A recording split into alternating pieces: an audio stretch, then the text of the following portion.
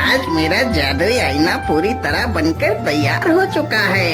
अब मैं पूरी दुनिया पर राज करूंगा, लेकिन उससे पहले मैं उस अच्छी जादूगरनी को बंदी बनाऊंगा। तुम चिंता मत करो बेटा, सब कुछ ठीक हो जाएगा। अरे ओ जादूगरनी, आजकल तुम्हारे भलाई के चर्चे तो पूरे राज्य में हो रहे हैं। थोड़ा सा हमारा भी भला कर दो। अरे दुष्ट जादूगर, तू फिर से आ गया। आज तू मेरे हाथों से नहीं बच पाएगा। जादूगरनी तुरंत अपनी जादुई छड़ी से उसके ऊपर वार करती है, लेकिन जादूगर अपना आईना सामने कर देता है तो वह अच्छी जादूगरनी उसी आईने के अंदर चली जाती है। ओ दुष्ट जादूगर, मुझे यहाँ से बाहर निकाल। मेरी अच्छी जादूगरनी, अब इसी आईने में सड़ती रहो पूरी जिंदगी। अब तो मैंने इस जादूगरनी को कैद कर लिया है। चलो अब महाराज को बंदी बनाता हूँ और खुद इस राज्य का राजा बन जाता हूँ।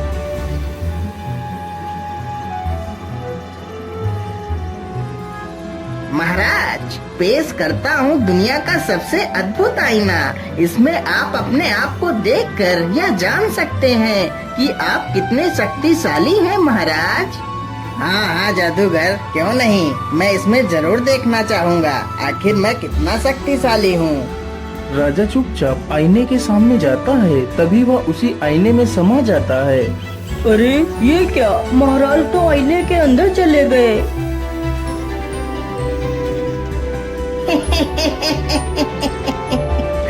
ध्यान से सुनो मेरे दरबारियों, आज से तुम्हारा राजा मैं हूँ। अरे दुष्ट जादूगर, हम तुझे जिंदा नहीं छोड़ेंगे। सैनिक जैसे ही आगे बढ़ते हैं, जादूगर उन्हें वश में कर लेता है। राज्य सभा में जितने भी लोग थे, उन सभी को वह जादूगर अपने वश में कर लेता है।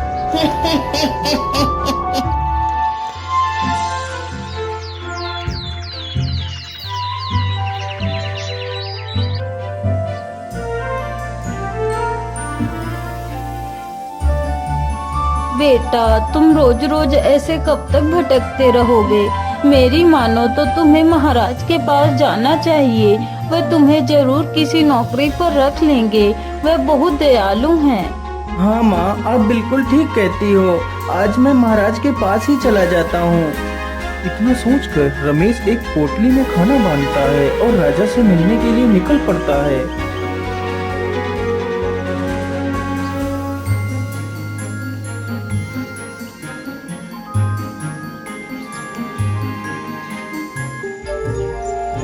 अरे कौन है तू और मुंह उठाकर कहाँ चला आ रहा है?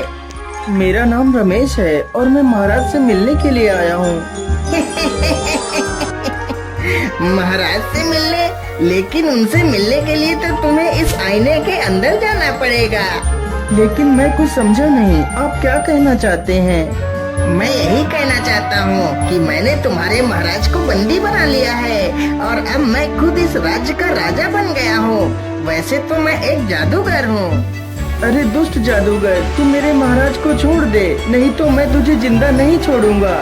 बेचारा रमेश जैसे ही उस पर प्रहार करने के लिए आगे बढ़ता है, तभी वह जादूगर तुरंत ही अपने आईने को रमेश के सामने कर देता है, तो रमेश भी उसी आईने में समा जाता है। अरे ये मैं कौन सी दुनिया में आ गया, लेकिन यहाँ पर तो कोई भी नहीं दिखाई दे रहा है। आखिर महाराज कहाँ पर हो सकते हैं? चलो सीधे ही चलता हूँ।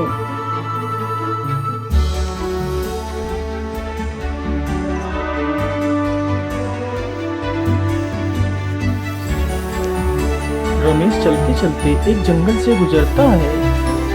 ओहो, चलो जाओ यहाँ से। अब तुम दोनों बड़े हो चुके हो, अब तुम दोनों को हम खाना नहीं खिला सकते, इसलिए तुम दोनों को खाना ढूंढकर खुद खाना चाहिए। लेकिन पिताजी, अभी तो हम खाना ढूंढ नहीं सकते। कुछ दिनों के लिए हमें और रुक जाने दीजिए।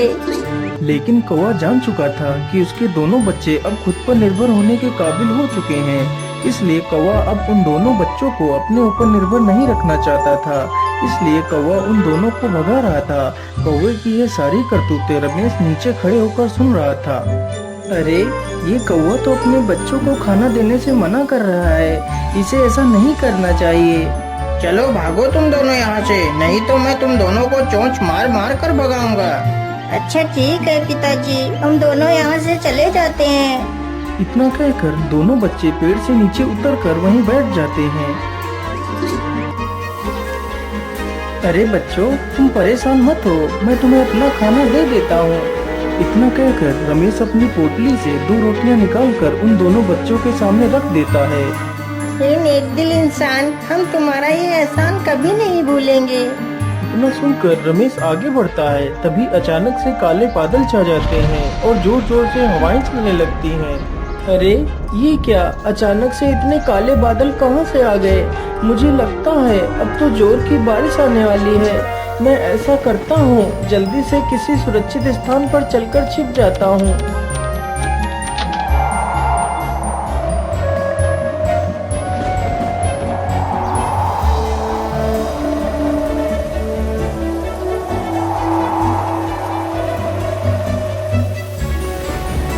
अरे उधर तो एक झोपड़ी है, चलो जल्दी से उस झोपड़ी में चलकर छिप जाता हूँ। रमेश जल्दी से उस झोपड़ी में जाकर छिप जाता है। ओहो, आज तो मैं कितना थक गया हूँ। मैं ऐसा करता हूँ, इसी स्थान पर थोड़ा सा आराम कर लेता हूँ। इतना कहकर वह जमीन पर लेट जाता है और सो जाता है। अरे भैया, जिस भले आदमी ने हमें खाना खिलाया था वह कालिया की झोपड़ी की तरफ गया है। अगर कालिया आ गया तो उस भले आदमी को वो नुकसान पहुंचा सकता है। हमें जल्दी ही उस झोपड़ी में चलना चाहिए। इतना कहकर वे दोनों झोपड़ी की तरफ निकल पड़ते हैं। वह झोपड़ी एक सर्प की थी। अरे यह मेरे घर में कौन सो रहा है? इसकी इतनी हिम्मत कि मेरे घर में सोए। मैं इसे जिंदा नहीं छोड़ूंगा। इतना कहकर वह सर्प उसे डसने के लिए आगे बढ़ता है। तभी वह दोनों बच्चे वहां पर आ जाते हैं और उस सर्प की पूंछ पकड़ लेते हैं। ओहो, ये इतनी जोर जोर से कौन चिल्ला रहा है? मुझे सोने दो। अरे राम राम राम, ये कितना जहरीला सर्प है, क्या करूं क्या करूं? रमेश तुरंत ही पास में पड़े एक पत्थर को उठाता है और सर्प के ऊपर पटक देता है, जिसकी वजह से सर्प मर जाता है। अरे बच्चों, तुम्हारा बहुत बहुत धन्यवाद। यदि आज तुम दोनों नहीं होते तो मैं आज इस सर्प के हाथों मारा जाता। इतना कहकर रमेश आगे के लिए निकल पड़ता है। वह चलते चलते समुद्र के किनारे से गुजरता है। तभी वह देखता है एक मछली पानी के बाहर पड़ी है और तड़प रही है। यह देखकर रमेश को उस पर दया आ जाती है। अरे राम राम राम, ये मछली तो समुद्र की लहरों की वजह से बाहर आ गई है। चलो इसे वापस पानी में छोड़ देता हूँ। रमेश तुरंत उस मछली को उठाता है और पानी में छोड़ देता है। अरे युवक, तुम महान हो, तुमने मेरी जान बचाई। मैं तुम्हारा यह उपकार अपने पूरे जीवन नहीं भूलूंगी। तुम्हें जब भी मेरी मदद की आवश्यकता पड़े तो तुम मुझे जरूर याद करना। ए मछली, मैं यहाँ पर अपने महाराज को ढूंढने के लिए आया हूँ।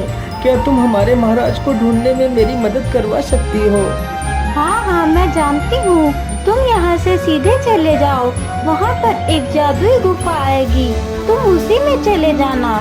तुम्हें वहीं पर महाराज मिल जाएंगे। मछली की यह बात सुनकर रमेश सीधे उसी दिशा में चला जाता है।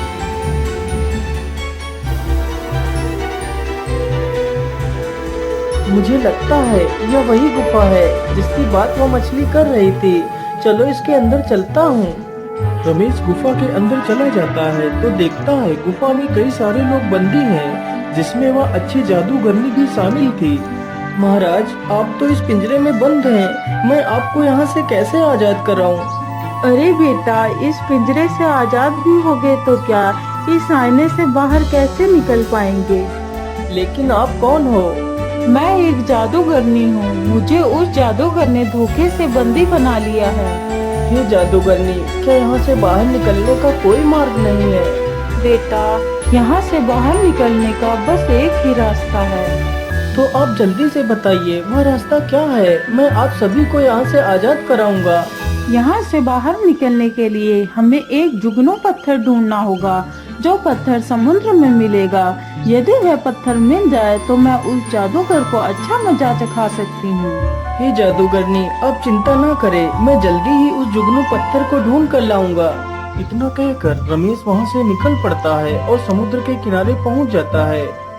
हे मछली मेरी दोस्त, तुम कहाँ हो? मुझे तुम्हारी मदद की आवश्यकता है। बोलिए दोस्त, तुम्हें मेरी क्या सहायता चाहिए?